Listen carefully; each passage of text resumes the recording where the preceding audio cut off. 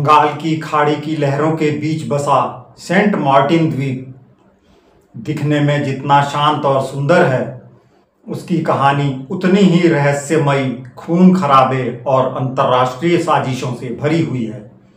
यह बांग्लादेश का वही द्वीप है जिस पर कब्जा जमाने के लिए अमेरिका ने पिछले 50 सालों में हर दांव चला। कभी सत्ता परिवर्तन, कभी खुफिया ऑपरेशन, कभी कूटनीतिक दबाव और कभी आर्थिक लालच। लेकिन आखिरकार भारत की सूझबूझ और बांग्लादेशी सेना की दृढ़ता ने अमेरिका को फिलहाल तो ऐसी पटखनी दी कि उसकी सारी रणनीति धरी की धरी रह गई है। बात शुरू होती है 1971 के बाद के बांग्लादेश से, जब शेख मुजीबुर रहमान ने देश को आज़ादी दिलाई। तभी से अमेरिका की नज़र सेंट मार्टिन द्वीप पर थी। यह द्वीप न सिर्फ प्राकृतिक संसाधनों और पर्यटन के लिए अनमोल है, बल्कि इसकी भौगोलिक स्थिति म्यांमार की सीमा के बेहद करीब, मलक्का जलडमरू मध्य और पूर्वी एशिया के समुद्री रास्तों पर नज़र रखने के लिए इसे रणनीतिक रूप से बेशकीमती बना देती है।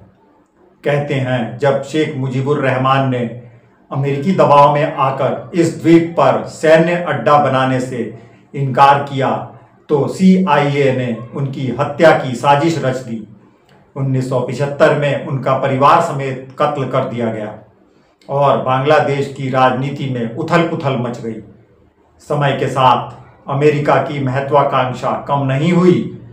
शेख हसीना जब प्रधानमंत्री बनी तो उन पर भी लगातार दबाव डाला गया। सन 2024 में शेख हसीना ने खुद सार्वजनिक मंच से कहा कि उनसे एक व्हाइट मैन, जिसका इशारा साफ तौर पर अमेरिका की ओर था, ने सेंट मार्टिन द्वीप सौंपने की मांग की थी। शेख हसीना ने साफ कह दिया, मैं सत्ता छोड़ दूंगी लेकिन देश का 1 इंच भी किसी को नहीं दूंगी। और यही हुआ। उन्हें सत्ता छोड़नी पड़ी, देश छोड़ना पड़ा और भारत में शरण लेनी पड़ी, लेकिन उन्होंने द्वीप नहीं दिया। इधर अमेरिका ने अपनी पसंद का नेता चुना, नोबेल पुरस्कार विजेता मोहम्मद यूनुस ने सत्ता संभालते ही बांग्लादेश की विदेश नीति में बड़ा बदलाव किया। सबसे विवादास्पद फैसला था म्यांमार के रखाइन प्रांत से बांग्लादेश के कॉक्स बाजार जिले तक एक गलियारे के निर्माण की मंजूरी देना। यह गलियारा, जिसे इकोनॉमिक कॉरिडोर कहा गया, म्यांमार के सितवे पोर्ट से टेकनाफ और सेंट मार्टिन द्वीप के पास तक पहुंचता है। असल में यह गलियारा सिर्फ व्यापार के लिए नहीं, बल्कि अमेरिकी और पश्चिमी एजेंटों की आवाजाही के लिए भी रास्ता खोल देता। बांग्लादेशी सेना को विश्वास में लिए बिना इस योजना को मंजूरी देना देश की संप्रभुता और खासकर भारत की सुरक्षा के लिए बड़ा खतरा था। यहीं से कहानी ने नया मोड़ लिया। बांग्लादेशी सेना के प्रमुख जनरल वकारुज्जमा, जो हमेशा भारत के साथ बेहतर संबंधों के पक्षधर रहे हैं, ने इस गलियारे का खुलकर विरोध किया। सेना ने ढाका, चिटगांव और कॉक्स बाजार में मोर्चा संभाल लिया। मोहम्मद यूनुस की सरकार को पीछे हटना पड़ा, गलियारे की योजना रद्द करनी पड़ी और यूनुस खुद सत्ता से एक तरह से बाहर ही हो गए। शेख हसीना, जो भारत में सुरक्षित हैं, ने ताज़ा बयान में मोहम्मद यूनुस पर आरोप लगाया कि वह बांग्लादेश को अमेरिकी हाथों बेच रहे हैं। शेख हसीना को बांग्लादेश से सुरक्षित निकालकर भारत पहुंचाने का श्रेय भी मौजूदा सेना प्रमुख को ही जाता है। सेंट मार्टिन द्वीप की अहमियत सिर्फ समुद्री रास्तों पर नज़र रखने तक सीमित नहीं है।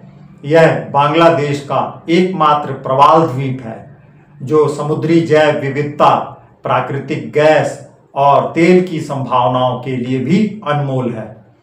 अगर अमेरिका यहाँ नौसैनिक अड्डा बना लेता तो न सिर्फ बांग्लादेश की संप्रभुता खतरे में पड़ती, बल्कि भारत, म्यांमार और चीन के लिए भी यह एक स्थायी सुरक्षा चुनौती बन जाता।